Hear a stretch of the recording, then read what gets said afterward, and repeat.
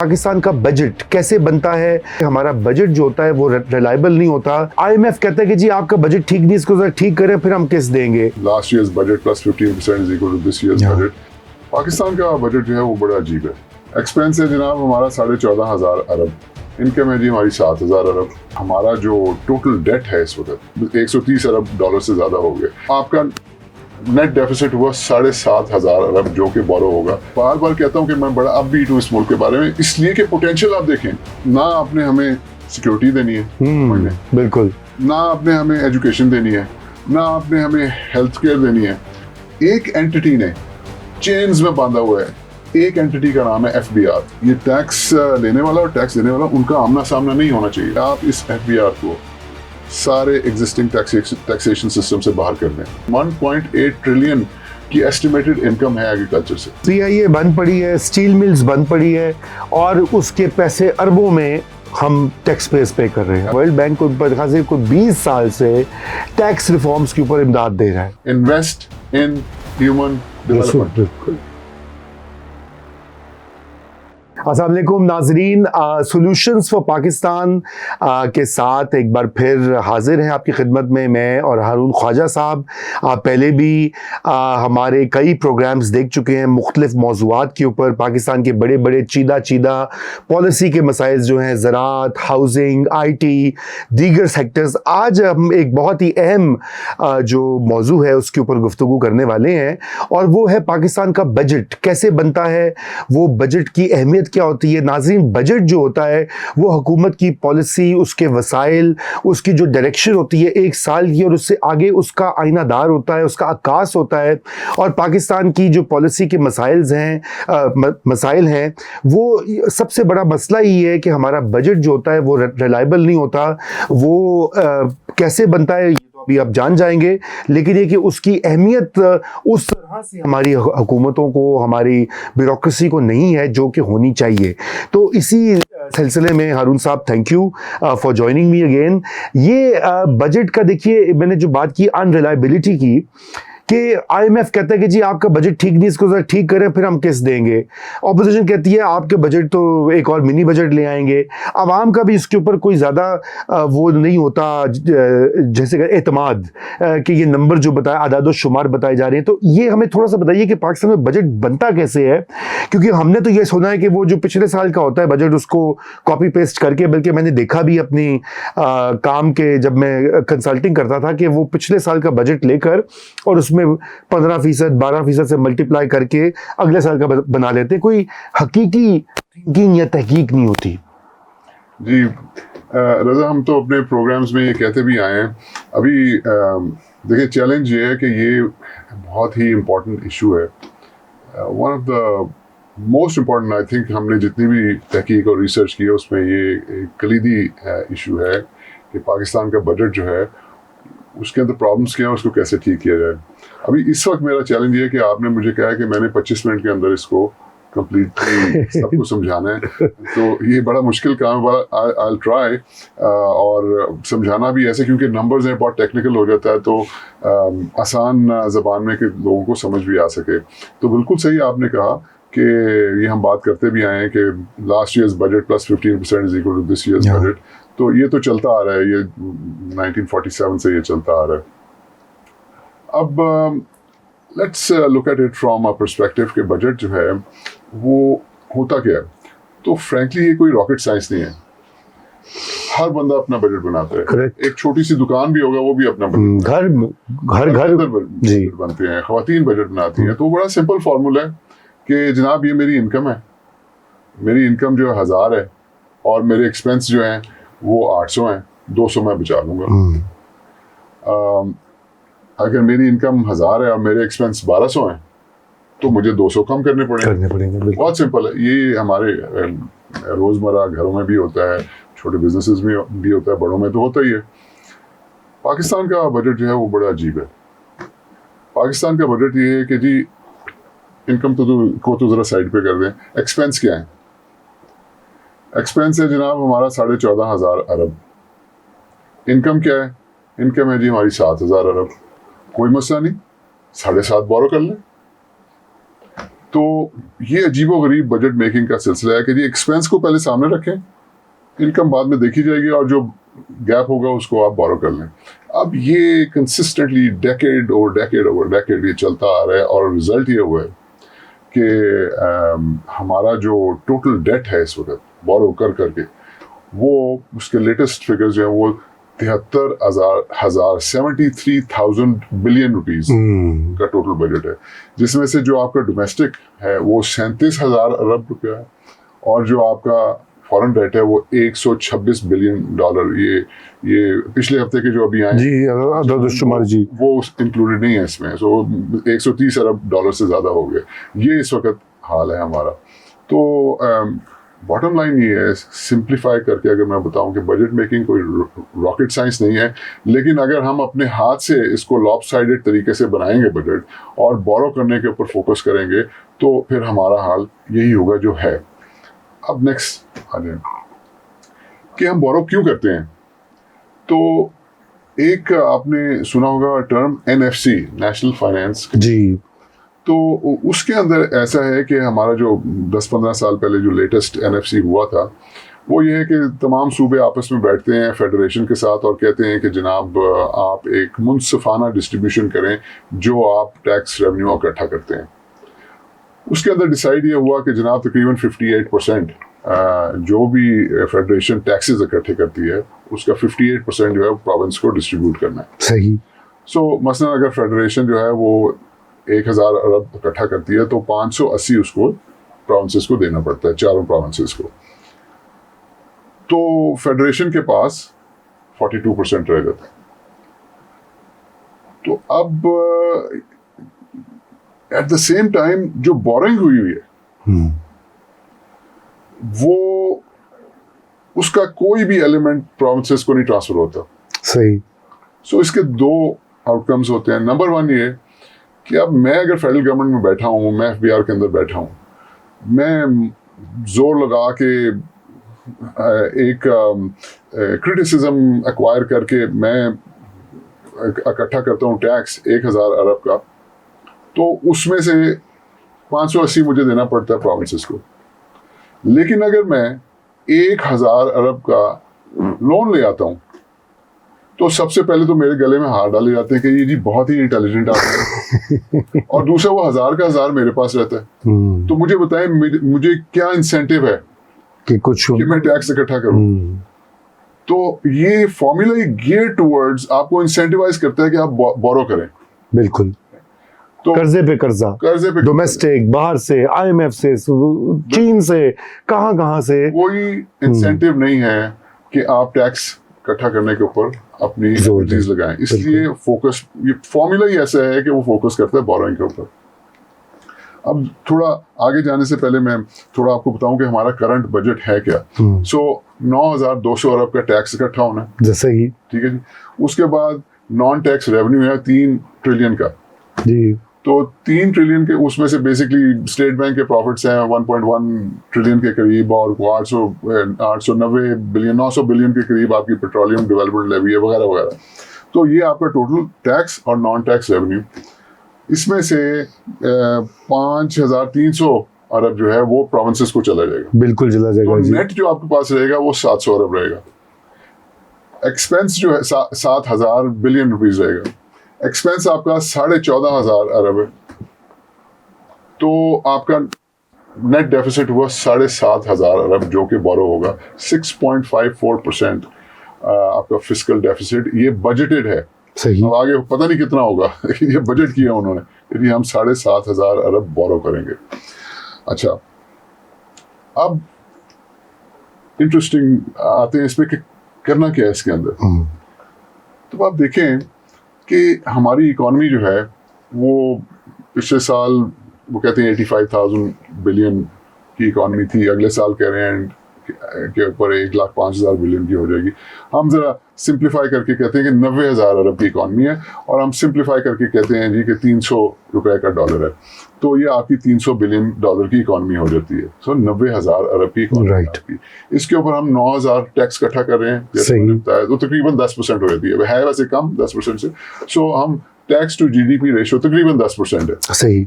अच्छा, अब ये 90,000 अरब की इकोनॉमी पे हम 10% टैक्स इकट्ठा करें 9,000 अरब।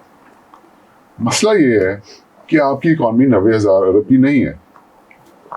इतनी कम से कम इतनी इकोनॉमी अनडॉक्यूमेंटेड इनफॉर्मल है, फॉर्मल है, सही जिसके ऊपर कोई टैक्स नहीं आता। सही, बिल्कुल यही बात है जी। सो अगर उस पर टैक्स आना शुरू हो जाए तो 9,000 अरब इधर से आएगा, 9,000 तो 18,000 अरब आपको टैक्स आ जाएगा। खर्चा कितना है? 14,500 अरब। फिर भी आपके पास बचत भी हो जाएगी। बचत भी हो जाएगी। अच्छा, ये भाई अभी हम 10% की बात कर रहे हैं।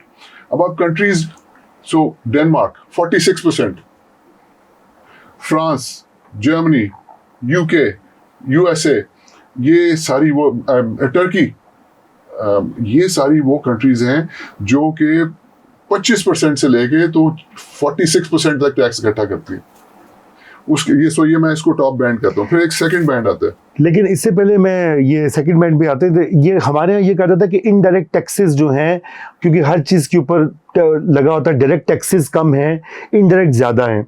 तो ये भी एक शिकायत की जाती है कि इनडायरेक्ट टैक्सेस चूँकि आसान होते हैं, हर किसी से आप वो ज़बरदस्ती ले सकते हैं।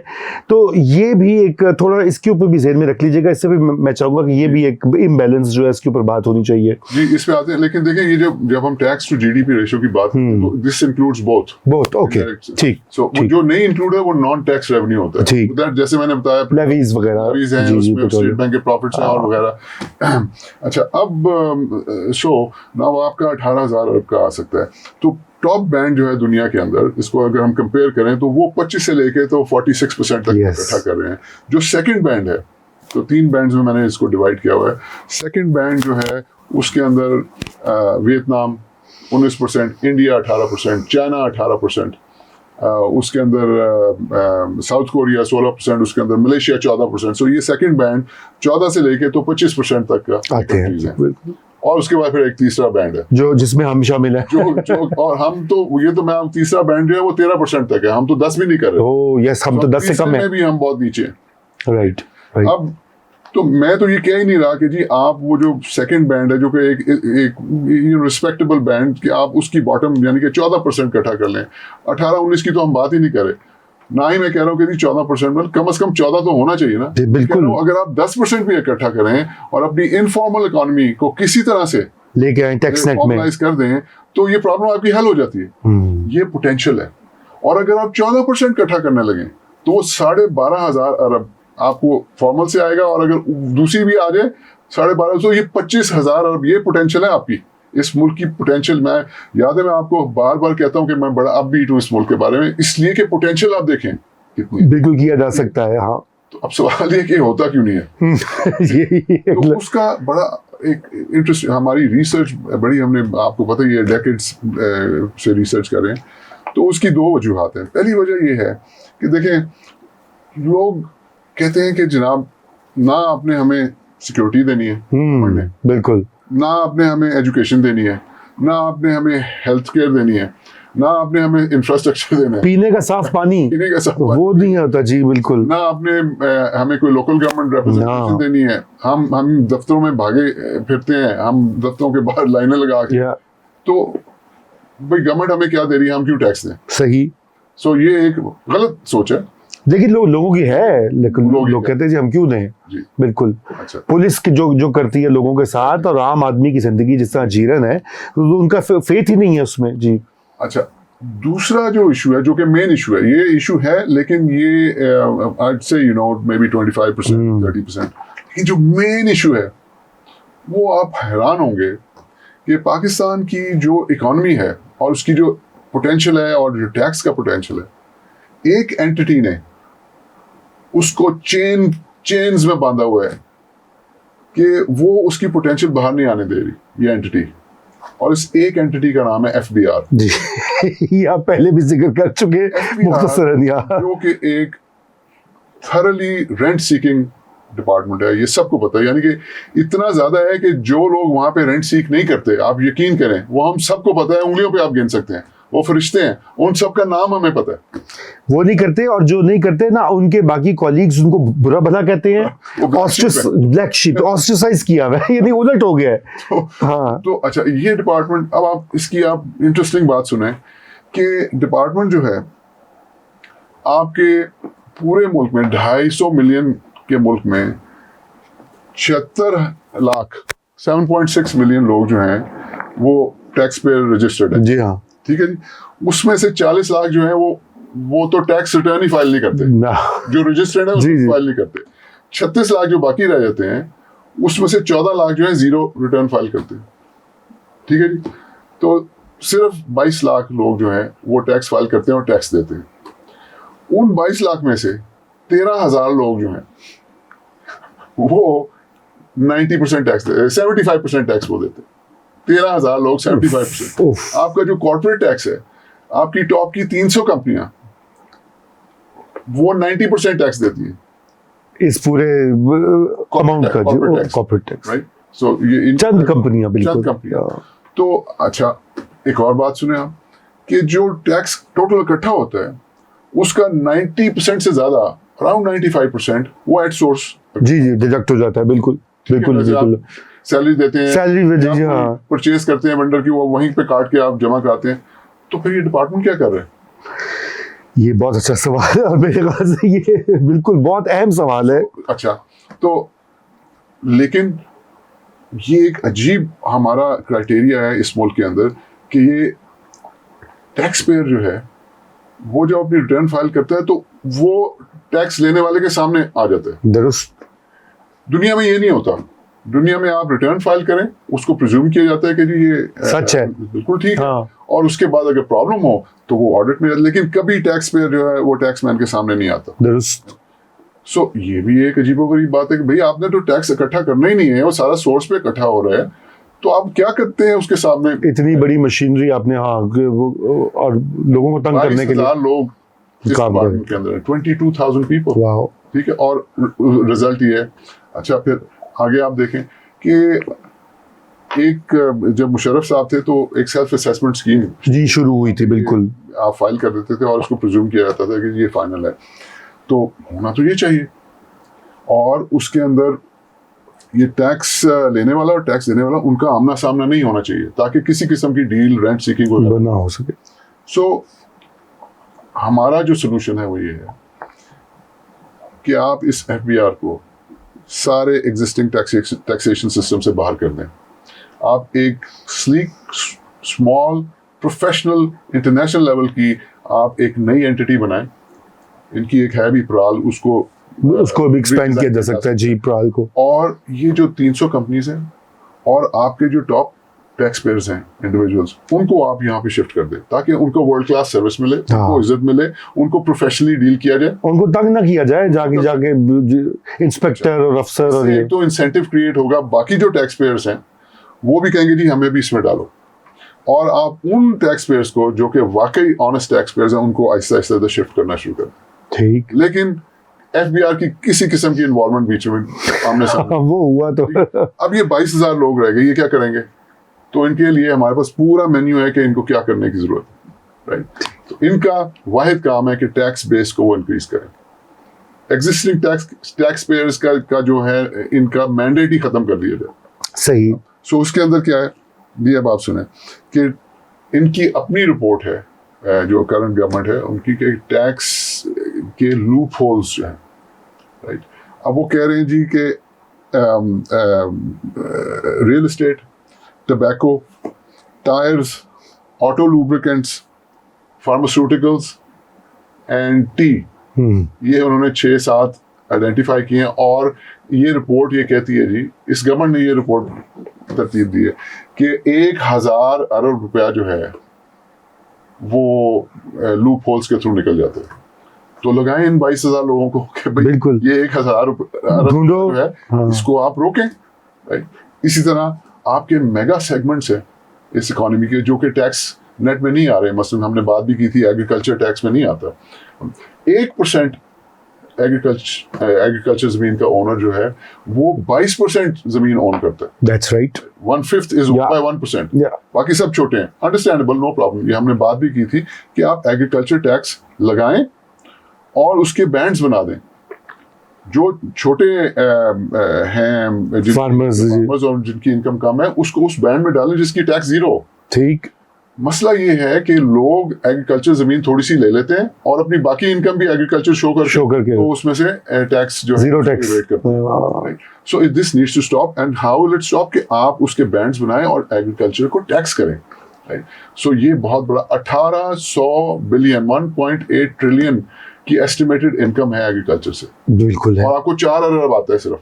बिल्कुल कमाल है, वैसे कमाल है। अच्छा, रियल एस्टेट के अंदर आपका 4000 बिलियन एस्टिमेटेड उसकी वैल्यूएशन है, 22 अरब रुपया उधर से आते हैं।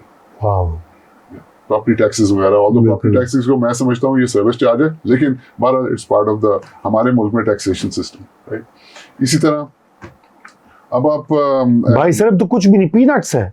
पूरा मुल्क में सबसे थ्राइविंग ये सेक्टर है रियल एस्टेट। हर इदारा, हर बंदा उसमें, जो बंदे के पास एक्स्ट्रा आमदनी रियल एस्टेट में जाती है, उसकी ट्रांजैक्शन फाइलें बिक रही हैं। तो ये बड़ी इंटरेस्टिंग, आपने जो प्राल का ये जो आपने इसका इंस्टीट्यूशनल स्ट्रक्चर भी बताया कि एफबीआई को कैसे किया जाए, मगर मेरा इसमें सवाल है, एंड आई नो आपके पास और भी मटीरियल है, कि ये करने के लिए एक कंसेंसस चाहिए होगा, क्योंकि देखिए अगर कोई भी पॉलिटिकल गवर्नमेंट इसको आगे करती है, अभी इलेक्शन आने वाले हैं, फर्ज कीजिए पार्टी एक्स आ जाती है पावर में, वो ये स्टार्ट करेगी तो जो बाहर पार्टीज बैठी हुई हैं वो उसको अपोज करेंगी। अच्छा, एफबीआई के अंदर से तो होगा रेजिस्टेंस। तो ये बताइए कि ये मतलब इसको एफबीआर को रिस्ट्रक्चरिंग भी हम उसका सोच रहे हैं, प्राल का भी एक्सपेंशन का सोच रहे हैं, इसके लिए क्या अज्जा क्या होंगे इसकी इम्प्लीमेंटेशन के, क्योंकि ये सियासी फैसले भी हैं। देखिए रजा, ये एक मैं समझता हूँ एक बड़ा पिक्यूलियर सब्जेक्ट है एफबीआर। सो अनलाइक पीआईए और स्टील मिल और ये लेस्को और फेस्को और ये सारी जो डिस्कोज हैं, जहाँ पे एक गवर्नमेंट जो है वो कुछ करने की कोशिश करती है तो ऑपोजिशन बाहर आती है और वो एम्प्लॉइज जो है सड़कों पे निकलाते हैं। ये एफबीआर एक वाहिद एंटिटी है जिसके ऊपर मेरे ख्याल से सबका कंसेंसस कोई उसकी मैं आपको सड़कों पे नहीं आएगी ऑपोजिशन। वजह ये है कि तमाम, मैं यकीन करें 100% कहता, मैं 99% जो बिजनेस कम्युनिटी है, जी वो तो तंग है, बिल्कुल वो तो हर तंग है, और वो सब के सब आके ना जो अपोज करेगा ना इसको, वो उसके खिलाफ हो। छोटे बिजनेस से लेके बड़े टाइकून तक तंग है। मेरे ख्याल से अगर ये अभी तक कोई गवर्नमेंट, कोई पार्टी इस किस्म के रिफॉर्म्स को आगे लेके नहीं आई, मेरे ख्याल से जो भी लाएगा उसको एक 360 सपोर्ट मिलेगी। तो आगे जाने से पहले मैं क्विकली वो कंप्लीट कर रहा हूँ कि हमारा रिटेल सेक्टर, जी बिल्कुल उसी पे हमारे आप 20 लाख आपके जो है ना वो रिटेलर्स हैं, 30,000 टैक्स देते हैं, 30,000 पे टैक्स, और 25 अरब देते हैं, कुछ भी नहीं है। सो ये सारा करें, ये 22 टर्नओवर अरबों खरबों का है, और टैक्स देखिए आप, ये 22,000 जो एफबीआर के लोग हैं ये काम करें ना। जी हाँ बिल्कुल बिल्कुल। अच्छा, फिर उसके बाद लग्जरी कार्स हैं जिनके पास, जिनके बच्चे एक्सपेंसिव स्कूल्स में जाते हैं, जो फॉरेन ट्रिप्स लगाते हैं, आपके 30 लाख गैस के कनेक्शंस लगे हुए हैं, 5 करोड़ बैंक अकाउंट्स हैं, ये सारा डेटा पड़ा हुआ है। और मेरी अंडरस्टैंडिंग ये है कि एफबीआर में बहुत काम इसके ऊपर हो चुका है। इसके अंदर हमें एआई, आर्टिफिशियल इंटेलिजेंस, एनालिटिक्स, इसके अंदर बिग डेटा, सब कुछ करके बड़ी आसानी से हम अपनी टैक्स बेस को इंक्रीज कर सकते हैं। ये 22,000 लोग, this is what they should do. बिल्कुल। लेकिन ये 22,000 लोग जो एग्जिस्टिंग टैक्स पेयर्स हैं उनको पकड़ के, और हमने लास्ट टाइम बात की थी कि पाकिस्तान के अंदर जो अब नया ट्रेंड है कि जी मैंने बड़े होके क्या बनना है, मैंने नॉन फाइलर बनना है। तो that's why you know if you are a non filer you are king in this country, कोई मसला नहीं। बिल्कुल बिल्कुल। दिस इज व्हाट ये जो हमारी इनकम है वो जो 9,000 से 18,000 करनी है या पोटेंशियली 25,000 करनी है, ये जो डॉक्यूमेंटेड नहीं होती इकोनॉमी, इस वजह से नहीं होती क्योंकि nobody wants to come under the shadow and under the umbrella of FBR, you know. So इसलिए वो कहते हैं भाई चुप करके बैठो, under the radar रहो, कोई जरूरत नहीं अपने आप को डिस्क्लोज करने, वो देख लो जिसने डिस्क्लोज किया उसके साथ क्या हो रहा है। तो FBR को साइड पे करें आहिस्ता आहिस्ता, आपका गेन होगा। तो इन नए ये जो सेक्टर्स ज़राअत, रियल एस्टेट, रिटेल सेक्टर जो कि इतना टर्नओवर करते हैं, इनको टैक्स नेट में लाया जाए। एफबीआर के 22,000 लोगों को काम सौंपा जाए कि आप जाके लूपहोल्स आइडेंटिफाई करें और प्राल को और नए टैक्स बेस और नए बिल्कुल टैक्स बेस को हाँ बिल्कुल नए नए लाएं, इनका जॉब होनी चाहिए और प्राल को एक्सपैंड किया जाए। आई थिंक ये तो बहुत अहम बातें हैं और जाहिर बात है कि ये डूएबल है, ये ऐसी बात भी नहीं कि इम्पॉसिबल है। ऑल्दो आप एफबीआई के लोगों से पूछेंगे, हम शायद वो देख भी रहे होंगे, वो कहेंगे देखो जी साड़ी ते नौकरियां ख्वाजा साहब सारा काम खराब करे ना नौकरियों के ऊपर है, वो थोड़ा सा इफेक्ट होगा। आप नए वालों को जाके उनसे ले लेना, इनकी जान बख्श दें। एग्जैक्टली बिल्कुल।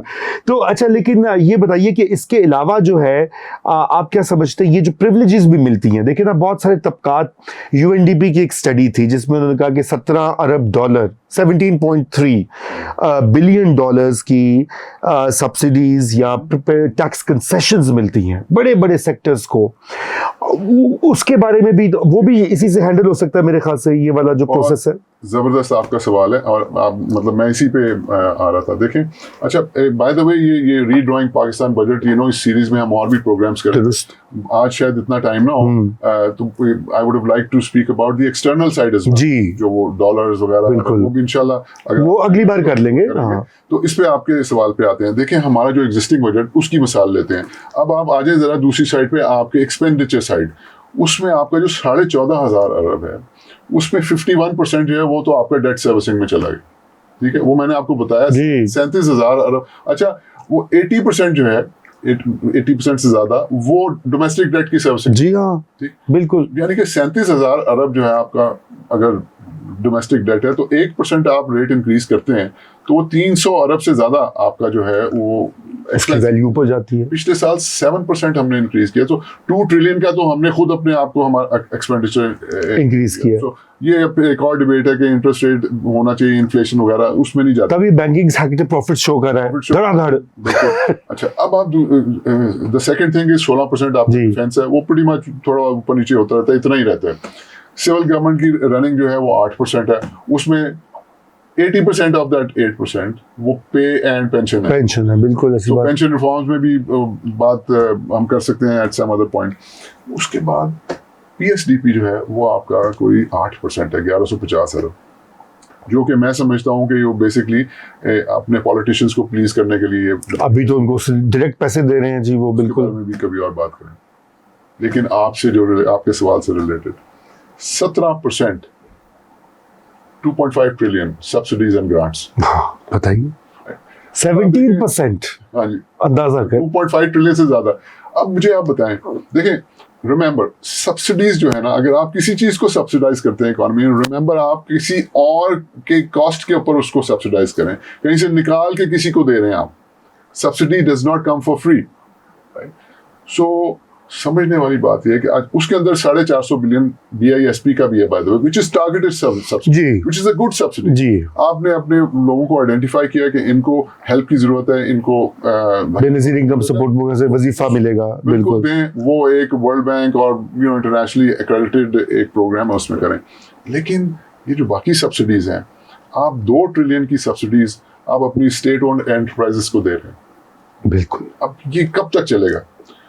इनको प्राइवेटाइज करें, इनसे जान छुड़ाएं। एब्सोल्युटली। लेकिन उसके लिए आपके बजट में कितना इनकम रखेंगे? 15 अरब रुपया सिर्फ प्राइवेटाइजेशन से, यानी कि हमने नहीं करना ना, बिल्कुल। सो आपका कोई काम नहीं है आप जहाज उड़ाएं, वो चलाएं, PIA चलाएं, आप स्टील मिल चलाएं, आपका कोई काम नहीं है आप डिस्कोस चलाएं। गवर्नमेंट का ये काम नहीं है। डिस्कोस को हमें ऑफलोड करने की जरूरत है। आप प्राइवेटाइज करें, आउटसोर्स करें, जॉइंट जो भी करें। और मैं यहाँ बड़ी देर से कह रहा हूँ कि जो साइज अब हमारे डिस्कोस के हैं वो भी बहुत बड़े हैं, उनको भी ब्रेक करके और छोटी कंपनियों में लोकल जो आपका इन्वेस्टर वो आके उसके अंदर इन्वेस्ट करे। तो मतलब सब्सिडीज PIA बंद पड़ी है, स्टील मिल्स बंद पड़ी है, और उसके पैसे अरबों में हम टैक्स पे कर रहे हैं, अंदाजा करें। अच्छा, फिर गवर्नमेंट जो है आपकी, गवर्नमेंट की अपनी ऑस्टेरिटी कमेटी एक बनी थी जिसने रिकमेंड किया था जी कि आप गवर्नमेंट का साइज कम से कम 30% से रिड्यूस करें। गवर्नमेंट ने अपनी ऑस्टेरिटी कमेटी की बात नहीं मानी। तो आप देखें ना, ये सारी चीजें जो हो सकती हैं, इसमें कौन सी रॉकेट साइंस है? So we need to get these things बिल्कुल। done. So ये एक ओवरऑल पिक्चर आपको नहीं बहुत इंपॉर्टेंट बात है, क्योंकि आप तो देखें ना, आप ये बजट की तरतीब नौ या तश्कील नौ की जो बात कर रहे हैं, उसमें तो फिर पूरी जो मैं समझता हूँ कि आपने इकोनॉमी को भी रीथिंक करना है साथ में, ठीक है ना, क्योंकि उसको लिंक है उसके साथ बिल्कुल। कि क्या चीज सब्सिडाइज होनी चाहिए, क्या नहीं होनी चाहिए, कौन से सेक्टर्स में, और इंस्टीट्यूशंस बिल्कुल। देखिए ना, इदारों से हुकूमतें और रिजल्ट्स निकलते हैं। एफबीआर का इतना कलीदी रोल है, आपको पता है कि आपके इल्म में होगा ख्वाजा साहब के वर्ल्ड बैंक को कोई 20 साल से टैक्स रिफॉर्म्स के ऊपर इमदाद दे रहा है, एक प्रोजेक्ट दूसरा प्रोजेक्ट, सारे खूह खाते में गए हैं। मतलब जो वो कंप्यूटर लगा देते हैं, डेटाबेस बना लेते हैं, लेकिन कोई हकीकी तब्दीली नहीं आती। राइट। तो रजा, सो आखिर में आपने अगेन फिर you hit the nail on the head. मतलब नाजरीन को ये बताना जरूरी है कि ये एक हमारा अनएडिटेड प्रोग्राम होता है, और इसमें ये जो सवाल रजा मुझसे कर रहे हैं, ये पहले से हमने डिस्कस नहीं किया, अभी आपने दोबारा वो बात कर दी। You again hit the nail on the head कि वो बजट फिर है क्या। तो एक्चुअली हमने वो बजट बनाया हुआ है कि वो होना क्या चाहिए, वो उसकी फॉर्मेट है उसके। मैं इसलिए नहीं लाया क्योंकि वो बहुत टेक्निकल हो जाता है नाजरीन को समझाने के लिए, बट मैं क्विकली आपको बताऊं कि उस बजट के अंदर क्या है। राइट, सबसे पहली बात उस बजट के अंदर ये है कि number 1 agenda, invest in human development. बिल्कुल, ह्यूमन डेवलपमेंट के अंदर आपने इन्वेस्ट करना है एजुकेशन, उसके अंदर स्किल्स, बिल्कुल, उसके अंदर हेल्थ एंड सोशल सेफ्टी, ये उसके अंदर एनवायरनमेंट, करेक्ट। ये 4-5 चीजें जो कि टॉप के ऊपर आती हैं। सो ये हमारा गोल है कि ये बेस्ट इन्वेस्टमेंट है। अगर आपने पैसा कहीं लगाना है, अब पैसा कमाना कहां से है वो तो मैंने आपको बताया, बड़ा आसान तरीका है। आप इसको ओवर फ्यू इयर्स इसको डबल कर सकते हैं, और आप वो 10% को 14-15% पे ले जा सकते हैं अगर आपने इस डिपार्टमेंट को डील कर लिया। अब उसको खर्चना कैसे है, उसमें प्रायोरिटी होनी चाहिए। ये बेस्ट इन्वेस्टमेंट है, इसकी बेस्ट रिटर्न आती है। ह्यूमन डेवलपमेंट के ऊपर इन्वेस्ट करें। नेक्स्ट, बजट इस तरह से केटर्ड है कि उसके अंदर मीनिंगफुल सिविल सर्विस रिफॉर्म लाए जाए, पॉपुलेशन को कंट्रोल किया जाए, बिल्कुल, मीनिंगफुल जुडिशियल रिफॉर्म, जुडिशरी के अंदर रिफॉर्म्स लाए जाए, करेक्ट, और अस्यूम ये करता है कि लोकल गवर्नमेंट एक वर्किंग लोकल गवर्नमेंट हो। करेक्ट, बिल्कुल। सो ये उसका नेक्स्ट आ गया। इंटरेस्टिंगली, हमारा जो आपका ऑडिट एंड अकाउंट्स डिपार्टमेंट है, जी, कैन यू बिलीव वो सिंगल एंट्री अकाउंटिंग सिस्टम पे चल रहा है। वो मैं आपके नाजरीन को बताऊंगा कि पता, मैं खुद I am a chartered accountant, पता नहीं कितनी सदियां पहले ये कोई होता होगा, हमें तो ये भी नहीं पता कब ये होता। अब तो डबल एंट्री अकाउंटिंग से वजह ये है कि आप कुछ खर्चते हैं, जैसे मैं 100 रुपया खर्च के कुछ लेता हूँ, तो वो मैंने 100 रुपया खर्च दिया और वो चीज एसेट मेरे पास आ गया। तो ये डबल एंट्री होना जरूरी है ताकि एक्यूरेसी बिल्कुल हो, आपकी चेक हो सके। बिल्कुल, तो यहाँ पे सिंगल एंट्री चल रहा है पुराना तो कदीम, बजट की क्या ऑथेंटिसिटी होगी जो कि सिंगल एंट्री के वो कदीम, वो सही आप कदीम है जी, बिल्कुल 19वीं सदी का। One more very important thing, LRMIS, जी, records management information system. That's right. हमें ट्रक की बत्ती के पीछे लगाया कि जी वो लठा जो है वो पटवारी के पास जो होता था, उसको हमने कंप्यूटराइज कर दिया है। अरे भाई, आपने डिजिटाइज किया है, सिर्फ ये किया कि इंफॉर्मेशन वहां से उठा के कंप्यूटर पे डाल दिया। मैनेजमेंट इंफॉर्मेशन सिस्टम कुछ और है, यानी कि एक एक इंच आपकी जो कंट्री का है उसका एरियल लेके उसके ऊपर पता लगे कि इस इंच का मालिक कौन है, इसकी ट्रांजैक्शन कब हुई थी, और इसकी वैल्यूएशन क्या है based on previous sales. Correct. दुनिया में अब इस तरह, और दुनिया की चप्पा चप्पा एरियल उसका हो चुका है, पाकिस्तान का भी हो चुका है। हमने सिर्फ अपने ये जो डिजिटाइजेशन है इसको लिंक करना है एरियल के साथ, जो कि बड़ी आसान एक चीज़ है। आप यकीन करें, यहाँ पे बैठ के आप यूनाइटेड स्टेट्स के किसी भी इंच की ओनरशिप जो है वो आप बता सकते हैं कि क्या है। इससे ना सिर्फ ये जो कब्जे शब्जे ये वो फलाना, लेकिन इससे आपकी वैल्यूएशन और टैक्सेशन जो है वो बहुत ज़्यादा ऑर्गेनाइज होगी। मतलब this is a revolutionary step अगर ये, और आसान है। And of course special focus on agriculture, IT, mining and ये जो हम housing वगैरह की बात हम करते आए हैं इसके ऊपर, and hand holding of SMEs, ये कुछ चंद वो नहीं बिल्कुल बहुत है, नहीं बिल्कुल टाइम हमारा खत्म हो रहा है, लेकिन ये बहुत important, I think all of these merit A detailed discussion in itself, specially ये लैंड रिकॉर्ड्स का जो मसला है। क्योंकि देखिए सारे पाकिस्तान में 70% से ज़्यादा केसेस जो अदालतों में जाते हैं वो लैंड से मुतल्लिक़ हैं। और लैंड की जो वैल्यू है, उसका जो पोटेंशियल है, वो भी हम नहीं हो रहा, रियलाइज नहीं हो रहा, और इसकी मैनेजमेंट जैसे आपने अभी बताया वो नहीं हो रही। बहरहाल आज के लिए मेरे ख्याल से हम इसको आज का कंक्लूड करते हैं। और कैसे जरूर, बिल्कुल इंपॉर्टेंट है, बिल्कुल, वो है माइनिंग। मैं हमेशा हर प्रोग्राम में बात करने की कोशिश करता हूँ, टाइम माइनिंग चली का आज करें। वन लाइनर बिल्कुल। देखिए, जो पीरियोडिक टेबल है ना, एक वो केमिस्ट्री वाले जी। तो उन्होंने पढ़ा होगा, पीरियोडिक टेबल है। ये पूरा अर्ज में दुनिया में अल्लाह ताला ने 118 एलिमेंट्स बनाए हैं जो अभी तक इंसान डिस्कवर कर सके। 118 एलिमेंट्स, उसी से हर चीज बनी हुई है। दुरुस्त। उस 118 एलिमेंट्स जो दुनिया में पाए जाते हैं, कैन यू बिलीव 92 एलिमेंट्स हैं वो पाकिस्तान में पाए जाते हैं।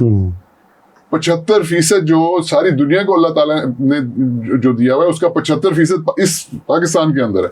और हम क्या करते हैं रजा भाई, हम उसको माइन करते हैं, और वही कदीम जमाने के कदीम वहां पे वो डोंकी 19th सेंचुरी का काम है, और वो डोंकीज के थ्रू बाहर आते हैं, और फिर हम उसको एज रॉ मटेरियल बाहर भेज देते हैं बस। और 100 रुपए की चीज एक्सपोर्ट करके बड़े खुश होते हैं, और वही चीज प्रोसेस होके 2000 रुपए की हम खरीदते हैं। बिल्कुल। सो वो हम फिर नहीं, ये बड़ी अहम बात है। और दूसरी ये बात है कि उसमें जब कोशिश भी करते हैं कि हम बाहर की, जैसे सेंदक वाला प्रोजेक्ट जो था बलूचिस्तान में, तो फिर हमारी अदालतें उसको कैंसिल कर देती हैं, फिर हम उसका जो उसे खमियाजा भुगतते हैं, जो इनकम आनी है उससे कई गुना ज्यादा जुर्माने भरते हैं। तो ये इंस्टीट्यूशंस, मैं समझता हूँ कि जितनी आप ये बातें कर रहे हैं उसमें अंडरलाइंग काम इंस्टीट्यूशंस का है, इदारे जो है, और उनकी जो वैल्यूज हैं, उनके जो नॉर्म्स हैं। तो मेरे ख्याल से आज के लिए तो बहुत जरूरी है। नाज़रीन, आपने देखा कि बजट जो है वो सिर्फ एक किताब नहीं है, कि असेंबली में पेश होने वाली करारदाद नहीं है, बल्कि इसके पीछे पूरी एक जिसे कहना चाहिए गहरी मईशत और माशरत का तस्वुर है। और जब तक हम इस बजट को इम्प्रूव नहीं करते, इसको असर नौ तरतीब नहीं देते, साइंसी बुनियादों पे अवाम की जो नीड्स हैं उसके मुताबिक और वसाइल के मुताबिक, उस वक्त तक हम अपना पोटेंशियल रियलाइज नहीं कर सकते। तो बहरहाल अगली हफ्ते हम और आपके लिए लेकर आएंगे इसी प्रोग्राम की कड़ी। तब तक के लिए इजाजत।